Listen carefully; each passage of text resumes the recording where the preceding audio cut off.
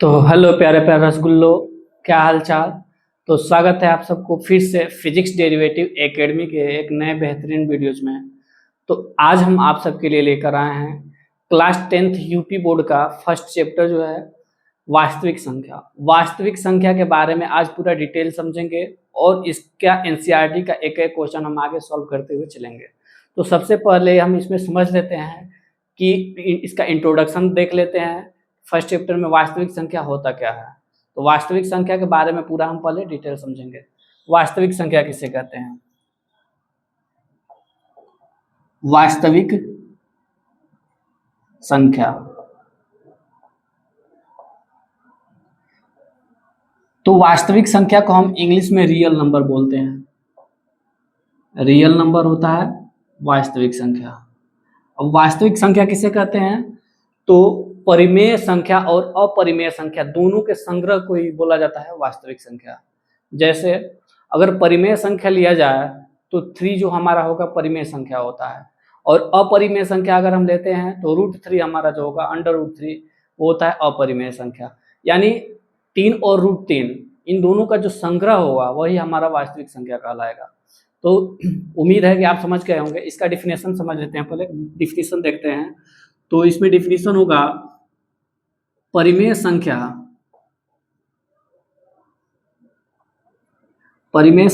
और अपरिमेय संख्या के संग्रह को, संग्रह यानी एक सेट जो होगा परिमेय संख्या के संग्रह को वास्तविक संख्या कहते हैं। वास्तविक संख्या कहते हैं।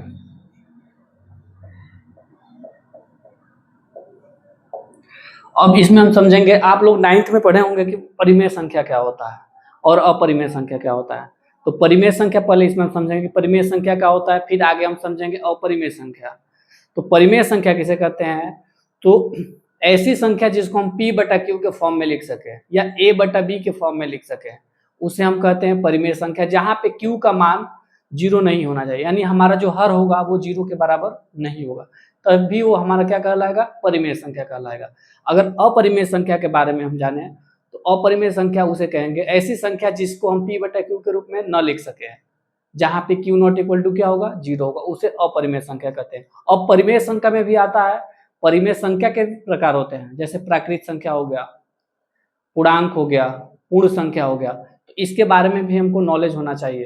तो परिमेय संख्या 3 प्रकार का होता है। एक होता है प्राकृत संख्या, दूसरा होता है पूर्ण संख्या और तीसरा होता है पूर्णांक। तो सबसे पहले हम समझते हैं इसमें परिमेय संख्या किसे कहते हैं। परिमेय के बारे में पूरा डिटेल जान लेंगे।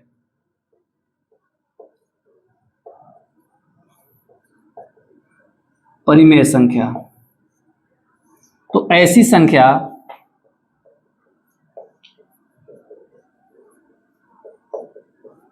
जिसे P/Q के रूप में लिखा जा सकता हो, P/Q के रूप में लिखा जा सकता हो,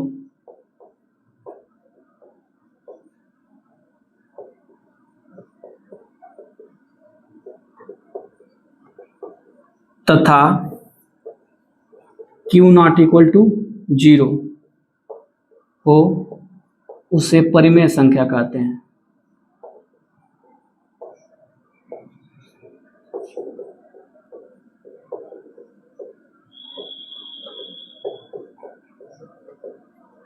परिमेय संख्या को हम दर्शाते हैं कैपिटल R से।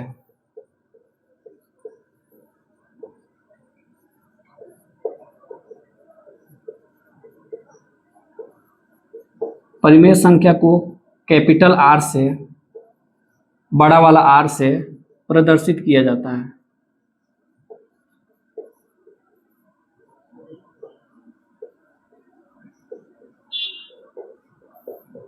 अगर हम इसमें जानना चाहें तो 3 हमारा जो होगा परिमेय संख्या है। उदाहरण में समझ ले, उदाहरण 3 हो गया, 6 हो गया, 4 हो गया, 2 हो गया, 1 हो गया,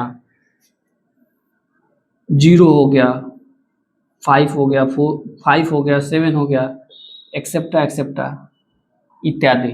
ये होगा परिमेय संख्या। अब बहुत लोगों का इसमें क्वेश्चन आ रहा होगा कि जीरो हमारा परिमेय संख्या है कि अपरिमेय संख्या है। तो जीरो एक परिमेय संख्या होती है, क्योंकि जीरो को हम क्या कर सकते हैं, p बटा क्यू के रूप में लिख सकते हैं। यानी हमारा q का मान इसमें नहीं जीरो होना चाहिए था। अगर जीरो को हम लिखना चाहें, कुछ नहीं है नीचे तो 1 छुपा है, तो वो यहाँ पे q का मान कितना आ रहा है, ये p बटा क्यू के रूप में हम लिख दिए। q का वैल्यू कितना आ रहा है, इसमें 1 आ रहा है। हमको p से नहीं मतलब, हमको q से मतलब था कि q का मान जो जीरो नहीं होना चाहिए, यहाँ पे अभी लिखे हैं q not equal to zero, यानी q का मान जीरो के बराबर नहीं होना चाहिए। इसमें q का मान कितना है, 1 है, इसलिए ये क्या है, जीरो भी हमारा क्या है, परिमेय संख्या ही होता है। आगे समझेंगे कि परिमेय संख्या के प्रकार कितने हैं। तो परिमेय संख्या 3 प्रकार का होता है, अभी हम आपको बताए हैं। इसमें पहला होगा, परिमेय संख्या 3 प्रकार के होते हैं।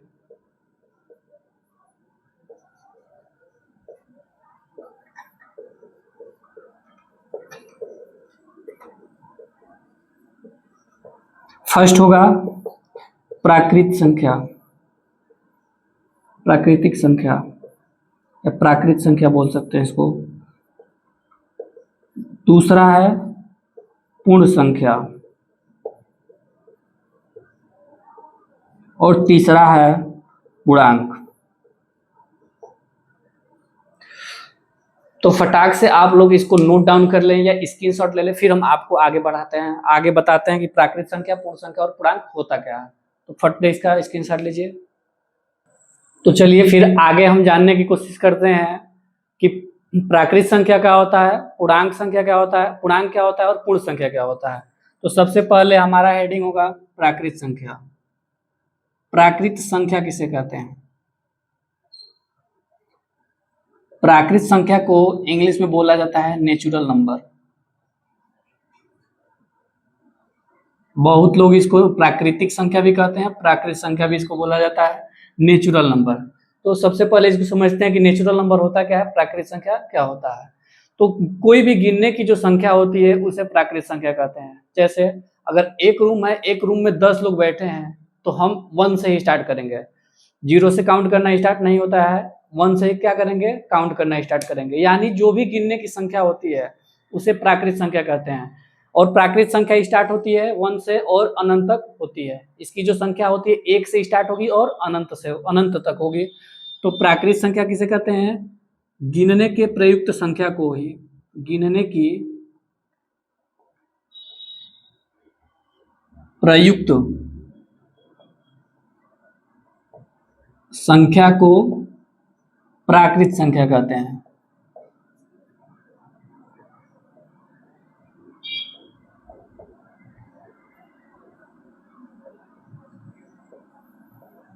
जैसे ये स्टार्ट होता है 1 से, प्राकृत संख्या स्टार्ट होगा 1 2 3 4 डैश डैश डैश, ये हो जाएगा अनंत तक, इत्यादि तक हो जाएगा। यानी ये हमारा क्या है, प्राकृत संख्या है। प्राकृत संख्या को कैपिटल N, बड़े वाले N से प्रदर्शित करते हैं, क्योंकि N का मतलब होता है नेचुरल, यानी नेचुरल नंबर होता है। प्राकृत संख्या को कैपिटल N से प्रदर्शित करते हैं।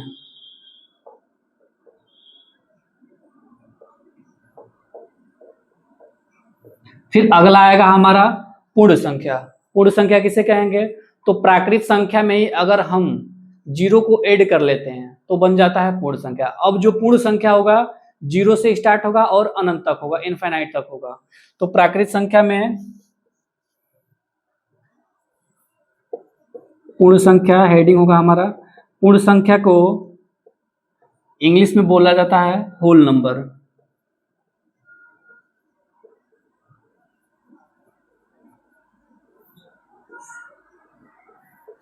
प्राकृत संख्या में ही शून्य को, शून्य यानी ब्रैकेट में हो जाएगा 0 को जोड़ लेने पर प्राप्त संख्या पूर्ण संख्या कहलाती है।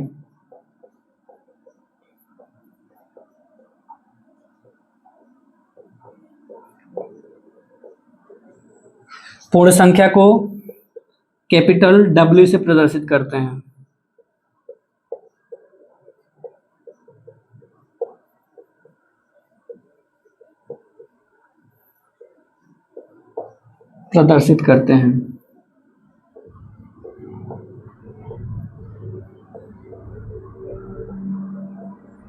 अगर उदाहरण इसका लिया जाए, उदाहरण हो जाएगा 0 से स्टार्ट होगा और अनंत तक, 0 1 2 3 4 डैश डैश डैश अनंत इनफाइनाइट। अब आएगा हमारा अगला पूर्णांक। पूर्णांक संख्या क्या होता है?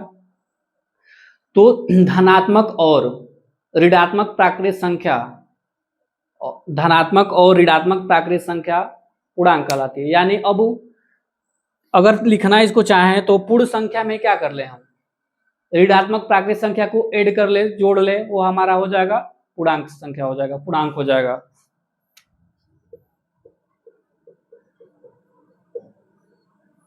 पूर्णांक को इंग्लिश में बोला जाता है इंटीजर।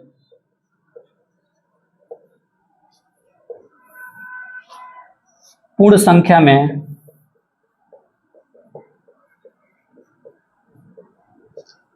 ऋणात्मक प्राकृतिक संख्या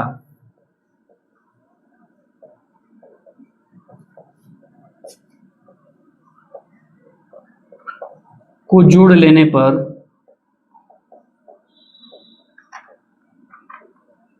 प्राप्त संख्याएं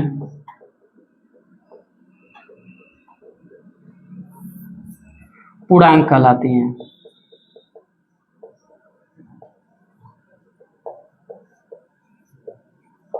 और पूर्णांक को हम कैपिटल Z से प्रदर्शित करते हैं, इसे Z से प्रदर्शित करते हैं।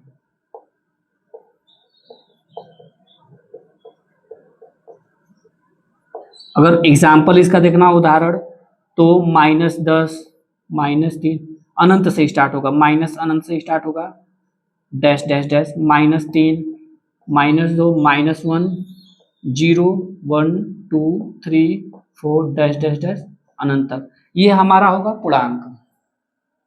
तो फट से इसको नोट डाउन करिए या स्क्रीनशॉट लीजिए, फिर हम आगे की तरफ बढ़ते हैं। अब आगे पढ़ेंगे हम अपरिमेय संख्या क्या होता है, अपरिमेय संख्या किसे कहते हैं, उसके बारे में हम समझेंगे।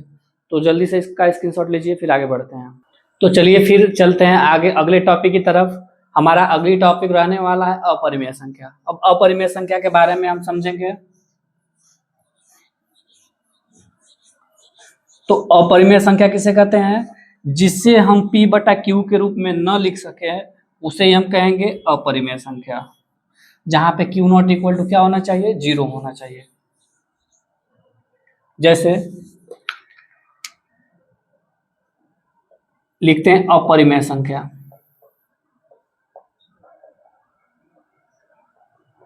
तो वह संख्या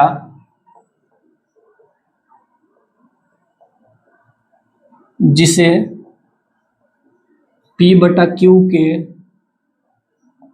रूप में न लिखा जा सकता हो,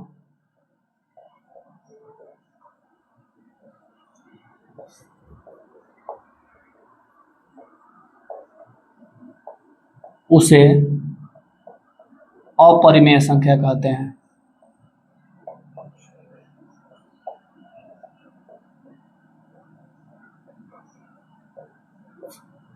उदाहरण में इसका देखेंगे, उदाहरण में क्या क्या आएगा।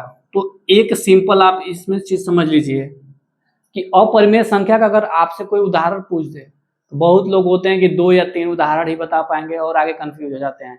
तो आपको कंफ्यूज नहीं होना है। सिंपल सी चीज में जितने भी अंडर रूट में संख्या होती है जिसका वर्ग ना हो सके, वो क्या होता है? अपरिमेय संख्या। जैसे √4 अगर अंडर रूट 4 है, अंडर रूट 4 हमारा अपरिमेय संख्या नहीं होगा, क्योंकि इसका हम स्क्वायर रूट वर्गमूल निकाल लेंगे। वर्गमूल अगर इसका निकल जाएगा तो फिर ये क्या होगा? अपरिमेय संख्या नहीं होगा, ये परिमेय संख्या हो जाएगा। तो जिसका वर्गमूल ना निकल सके और वह संख्या अंडर रूट में हो, सभी अपरिमेय संख्या होंगे। जैसे √3 √1 √2 √6 √7 √8, ये सभी क्या होंगे? अपरिमेय संख्या होंगे। लेकिन जिसका वर्गमूल निकल सकता हो वो हमारा परिमेय संख्या हो जाएगा। √9, √9 का वर्गमूल अगर हम निकालेंगे तो 3 हो जाएगा, और 3 आप सभी जानते हैं कि क्या होता है, परिमेय संख्या होता है। तो उदाहरण में कंफ्यूज नहीं होना आपको, कोई भी संख्या हम लेंगे, जैसे √1 हो गया, √2, √3, √4, √4 नहीं होगा sorry, √5, √6, that that that except इत्यादि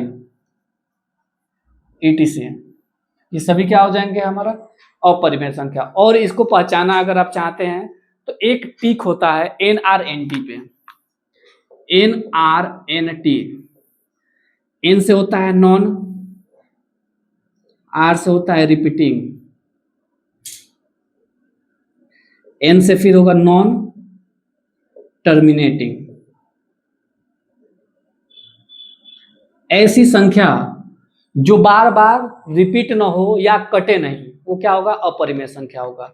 जैसे अगर हम चाहें तो 100/3, 100/3 अगर लिखना चाहें तो आगे क्या होगा, 33.333, ऐसी संख्याएं आती जाएगी। तो आप सब ये बताइए कि 3 संख्या जो आ रही है, 3 जो हो रहा है, बार बार रिपीट होगा कि नहीं होगा, बार बार ये क्या हो रहा है, रिपीट हो रहा है, यानी ये अपरिमेय संख्या नहीं है, ये हो जाएगा परिमेय संख्या। अगर यही होता कि अगर कोई संख्या आ गया 33.3, 4, 2, 5, 6, 3, 7, 8, 4, और वो संख्या कट ही नहीं रही हो, तो ये हमारा अपरिमेय संख्या हो गया। और एक चीज इसमें है, अगर कोई संख्या आ जाए जैसे 33.3, 4, 2, 5, 6, तो ये बताइए कि इसमें क्या हो रहा है, बार बार संख्या रिपीट नहीं हो रही है, इसका मतलब क्या होना चाहिए, अपरिमेय होना चाहिए, परंतु ये अपरिमेय नहीं होगा, क्योंकि ये संख्या क्या हो जा रही है, यहाँ पे कट जा रही है। अगर ये संख्या नहीं कटती, आगे तक बढ़ती जाती, तो ये हमारा अपरिमेय संख्या होता, परंतु ये संख्या कट जाने की वजह से ये क्या है, अपरिमेय संख्या है। अगर कट जाती, सॉरी, ये परिमेय संख्या, अगर नहीं कटती तो अपरिमेय संख्या होता। तो आशा करते हैं आपको ये समझ में आया होगा। चलिए, इससे रिलेटेड जितने क्वेश्चन इसमें आते हैं, बोर्ड में जो क्वेश्चन आते हैं जिससे रिलेटेड, इसके बारे में सब हम आगे बता देते हैं, फिर अगले लेक्चर में हम आपका एनसीईआरटी का क्वेश्चन स्टार्ट करेंगे।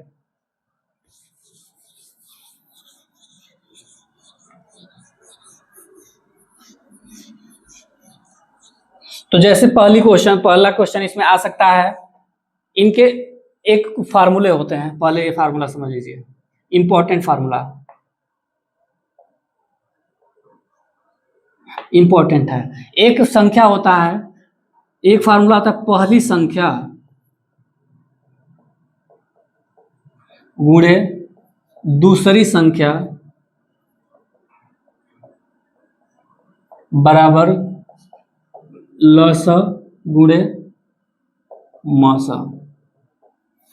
ये एक फार्मूला होता है। इस पे क्वेश्चन कैसे आता है, जैसे क्वेश्चन पूछ दिया जाएगा 3 तथा 4 का लस 12 है, तो मस ज्ञात करें।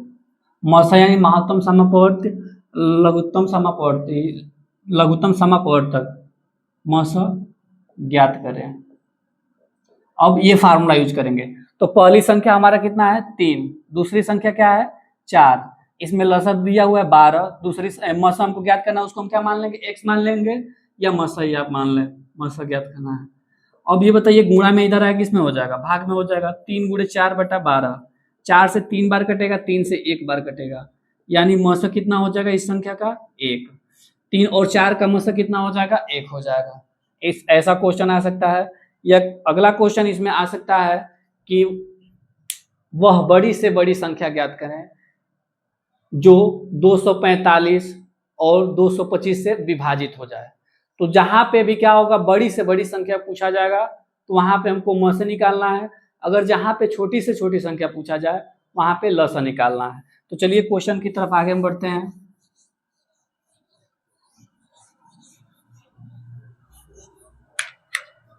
क्वेश्चन इसमें आ सकता है, वह बड़ी से बड़ी संख्या ज्ञात करें जो 245 और 225 से पूरी तरह विभाजित हो जाए।